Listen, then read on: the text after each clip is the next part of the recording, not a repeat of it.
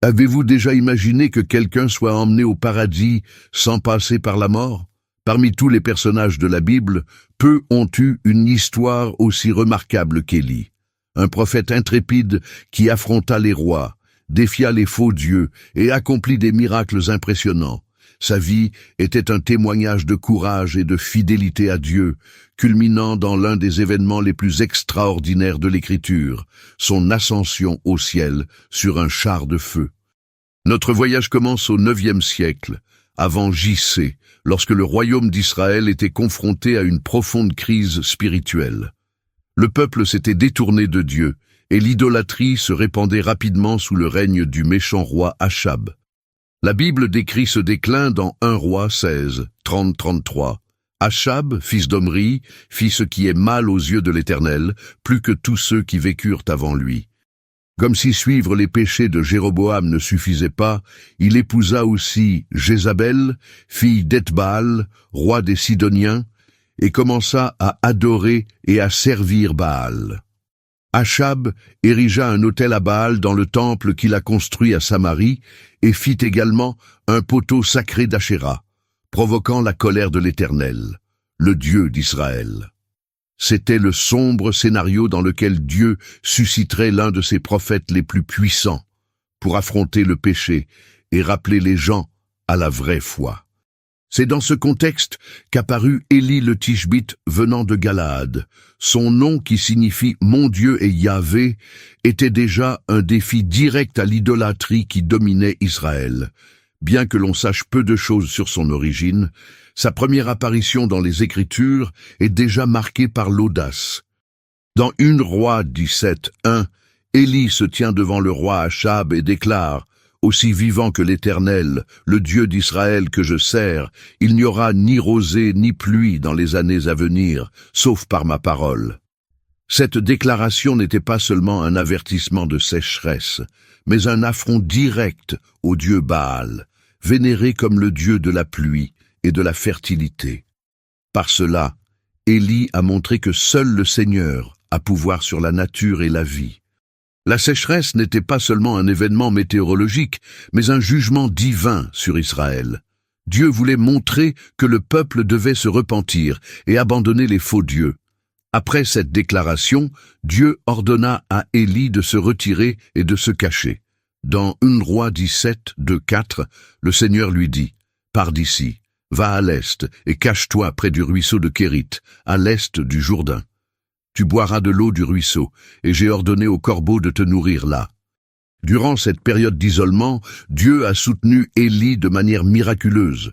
Dans 1 Roi 17, 6, nous lisons « Les corbeaux lui apportaient du pain et de la viande matin et soir, et il buvait l'eau du ruisseau. » Alors qu'Israël souffrait de la sécheresse, Élie a bénéficié des soins surnaturels de Dieu. Cette période a non seulement préservé sa vie, mais a également renforcé sa foi pour les défis futurs. Cependant, au fil du temps, le ruisseau s'est asséché faute de pluie. Mais Dieu avait déjà préparé la prochaine étape pour son prophète. Dans 1 Roi 17, 8, 9, le Seigneur lui donne de nouvelles instructions. Va immédiatement à Sarepta, qui est dans la région de Sidon, et reste-y. J'ai ordonné à une veuve de te fournir de la nourriture. Cet appel était surprenant car Sarepta se trouvait en territoire phénicien, lieu de naissance de Jézabel et centre du culte de Baal. Cela démontrait que la puissance de Dieu ne se limitait pas à Israël. En arrivant en ville, Élie trouva une veuve sur le point de préparer son dernier repas. Dans 1 Roi 17, 12, elle dit « Je n'ai qu'une poignée de farine dans un bol et un peu d'huile dans un pot. Je ramasse des bâtons pour préparer un repas pour mon fils et moi, afin que nous puissions manger puis mourir. » Mais Élie l'encouragea et lui fit une promesse audacieuse au nom du Seigneur. « N'aie pas peur. Rentrez chez vous et faites ce que vous avez dit, mais préparez-moi d'abord un peu de pain, puis préparez quelque chose pour vous et votre fils, car ainsi parle l'Éternel, le Dieu d'Israël. La farine dans la jarre ne s'épuisera pas, et l'huile dans le vase ne tarira pas jusqu'au jour où l'Éternel fera pleuvoir sur la terre. » 1 Roi 17, 13, 14. La veuve a choisi de faire confiance à la parole d'Élie et le miracle s'est produit. Dans 1 Roi 17, 15-16, nous voyons le résultat. Elle partit et fit ce qu'Élie lui avait dit, et la nourriture dura plusieurs jours pour Élie, pour la femme et pour sa famille. La farine dans la jarre ne s'écoula pas, et l'huile dans la jarre ne tarit pas, selon la parole du Seigneur prononcée par Élie. Cet événement a non seulement assuré la survie d'Élie, mais a également démontré que Dieu prend soin de ceux qui sont dans le besoin et ne fait exception de personne.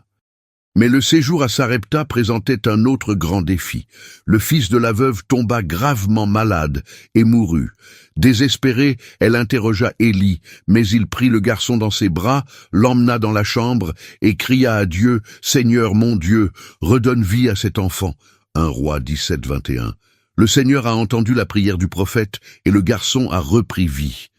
En voyant cela, la veuve déclara, « Maintenant je sais que tu es un homme de Dieu et que la parole du Seigneur qui sort de ta bouche est la vérité. » 1 Roi 17, 24. Ce miracle a non seulement redonné la vie, mais a également renforcé la foi de la veuve et de tous ceux qui ont entendu parler de ce qui s'était passé. Après 3 années de sécheresse, Dieu ordonna à Élie de retourner en Israël pour l'un des affrontements les plus dramatiques de la Bible. Le prophète devait se présenter au roi Achab pour lui annoncer la fin de la sécheresse et défier directement les prophètes de Baal. Avant cette rencontre, Élie rencontra Abdias, un fidèle serviteur du Seigneur qui travaillait pour Achab et qui avait protégé une centaine de prophètes en les cachant dans des grottes. Lorsqu'Abdias vit Élie, il craignit que la présence du prophète n'entraîne des représailles, mais Élie lui assura qu'il se présenterait à Achab sans fuir. Lorsqu'Achab et Élie se retrouvèrent finalement face à face, le roi l'accusa. « Es-tu le trouble-fête d'Israël » 1 Roi 18, 17. Mais Élie répondit hardiment, « Je n'ai pas causé de problème à Israël. Vous et votre famille l'avez fait, parce que vous avez abandonné les commandements du Seigneur et suivi les Baals. » 1 Roi 18, 18. Ce dialogue a préparé le terrain pour le grand défi du mont Carmel, où le vrai Dieu d'Israël serait révélé une fois pour toutes. La grande confrontation sur le mont Carmel était sur le point d'avoir lieu. Élie convoque tout le peuple d'Israël et les 450 prophètes de Baal pour un défi définitif. Devant la foule, le prophète a posé une question cruciale, consignée dans 1 Roi 18, 21. « Jusqu'à quand hésiterez-vous entre 2 opinions? Si l'Éternel est Dieu, suivez-le. Mais si Baal est Dieu, suivez-le. » Les gens sont restés silencieux. Ils étaient divisés, sans le courage de choisir un camp. Ainsi, Élie a proposé un test simple et décisif. 2 autels seraient préparés, un pour le Seigneur et un pour Baal. Chaque camp sacrifiait un taureau et le plaçait sur le bois, mais sans allumer le feu.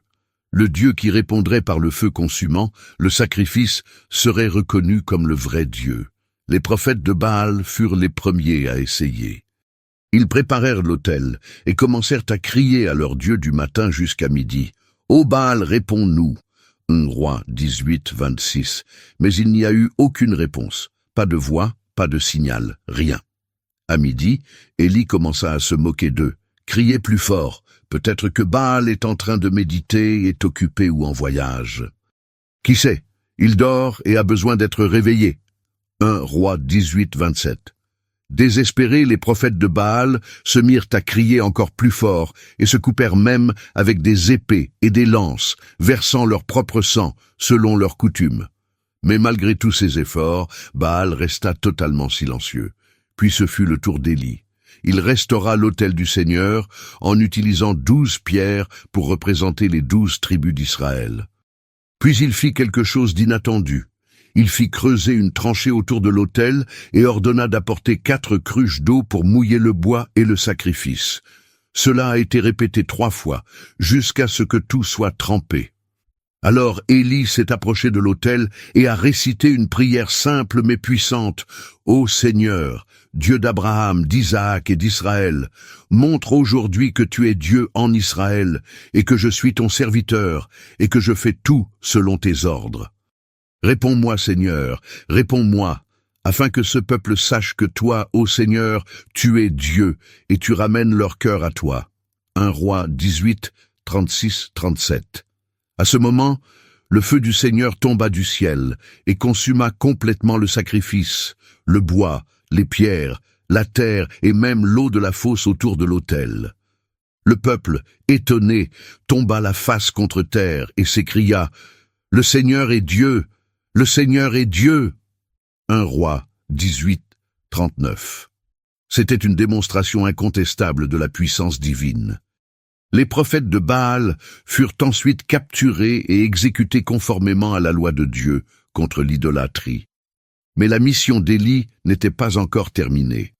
La sécheresse persistait, et il savait que la pluie n'arriverait que lorsque Dieu l'ordonnerait.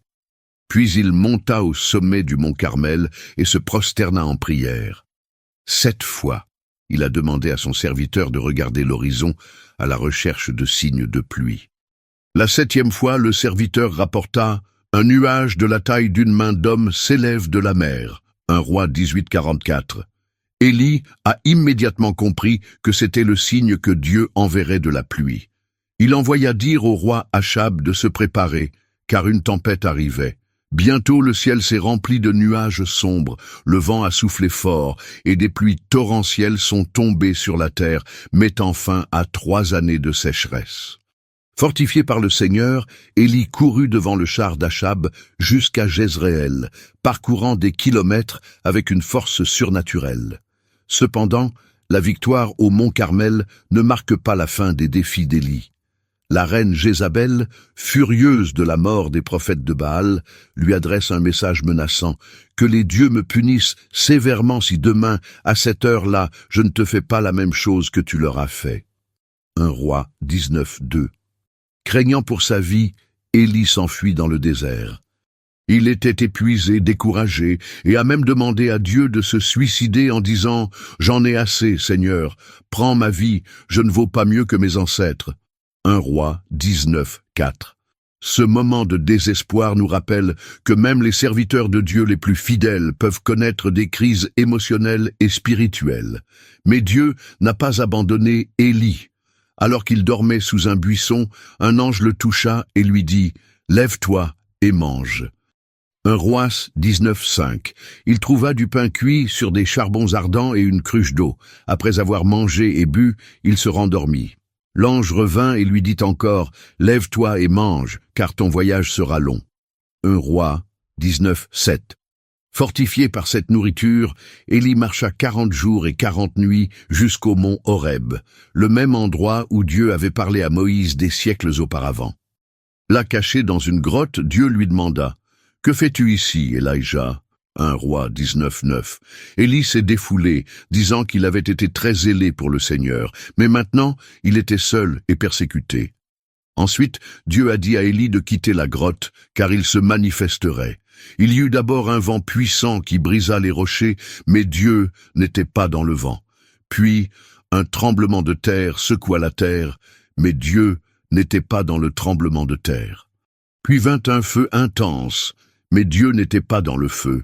Finalement, après tout cela, un léger murmure retentit. Quand Élie l'entendit, il se couvrit le visage de son manteau et quitta la grotte. À ce moment-là, Dieu lui confia une nouvelle mission.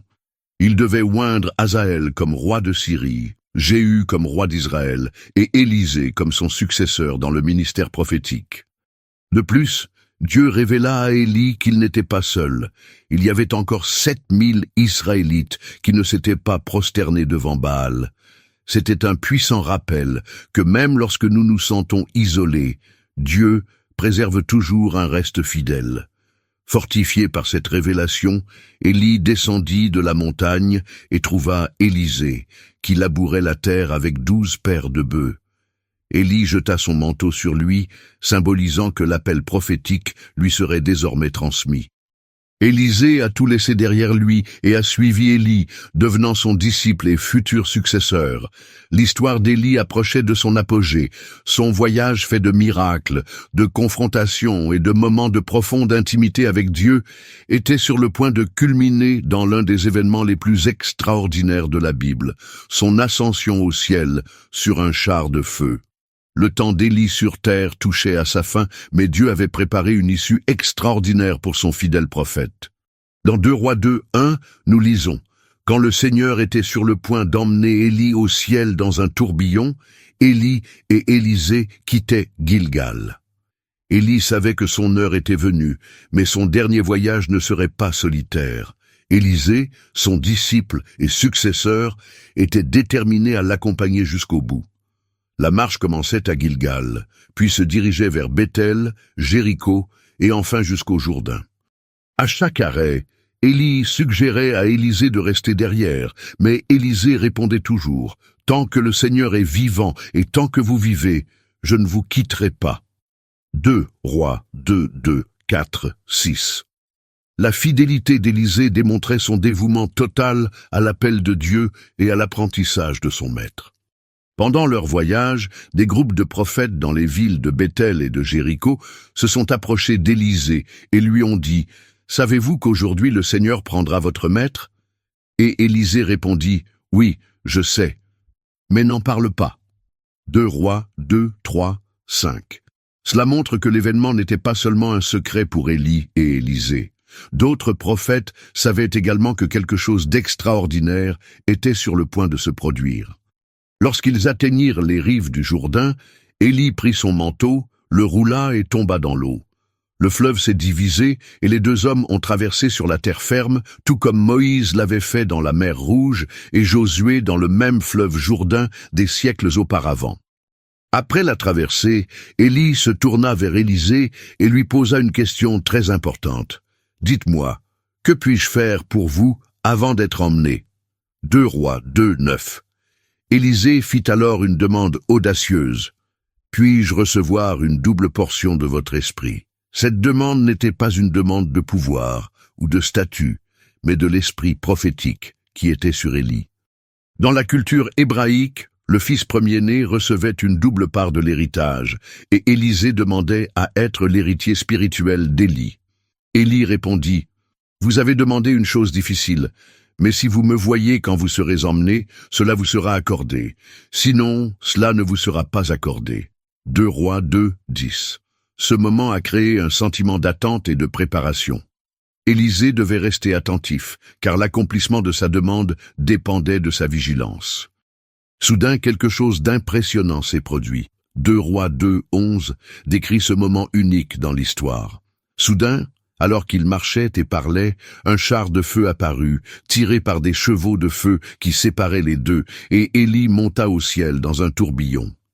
Élisée a tout vu, et submergé par l'émotion, s'est exclamé « Mon père, les chars et les cavaliers d'Israël !» 2 Rois 2, 12. Ce cri n'était pas seulement un cri de tristesse, mais aussi un cri de reconnaissance de l'impact d'Élie en tant que chef spirituel et défenseur d'Israël. En regardant l'événement surnaturel, Élisée a déchiré ses vêtements en signe de deuil et de respect. Puis quelque chose d'important s'est produit. Le manteau d'Élie est tombé du ciel. Ce détail symbolisait le passage de l'autorité prophétique à Élisée. Il prit son manteau, retourna au Jourdain et répéta le même miracle qu'Élie. Il frappa l'eau et demanda « Où est maintenant le Seigneur, le Dieu d'Élie ?» 2 Rois 2, 14. Les eaux du fleuve s'ouvrirent à nouveau, confirmant qu'Élisée avait reçu le même esprit prophétique que son maître. Les prophètes qui regardèrent de loin virent cela et reconnurent que l'esprit d'Élie reposait désormais sur Élisée. Ainsi se termina l'incroyable voyage d'Élie, l'un des rares hommes de la Bible à ne pas avoir connu la mort physique, étant emmené directement dans la présence de Dieu. Mais son influence ne s'arrête pas là. Son héritage continuerait d'avoir un impact sur Israël à travers le ministère d'Élisée, et son histoire résonnerait pendant des siècles dans la foi juive et chrétienne. Mais la présence d'Élie ne disparaîtrait pas complètement des Écritures. Il aurait encore un rôle particulier dans les plans divins. Bien qu'Élie ait été emmené au ciel, son influence a continué à résonner tout au long de l'histoire. Sa figure a non seulement marqué Israël, mais elle a également été rappelée dans le Nouveau Testament et même dans les prophéties sur la fin des temps. Des siècles plus tard, le prophète Malachie a fait une prophétie étonnante à propos d'Élie. Dans Malachie 4, 5, 6, nous lisons « Voyez, je vous enverrai le prophète Élie avant le grand et redoutable jour du Seigneur. Il ramènera le cœur des pères vers leurs enfants et le cœur des enfants vers leurs pères. » Cette prophétie a suscité de grandes attentes parmi le peuple juif. Ils en sont venus à s'attendre à un retour littéral d'Élie en tant que précurseur du Messie. Cette attente a été confirmée dans le Nouveau Testament, lorsque Jean-Baptiste est apparu prêchant la repentance et préparant le chemin pour Jésus.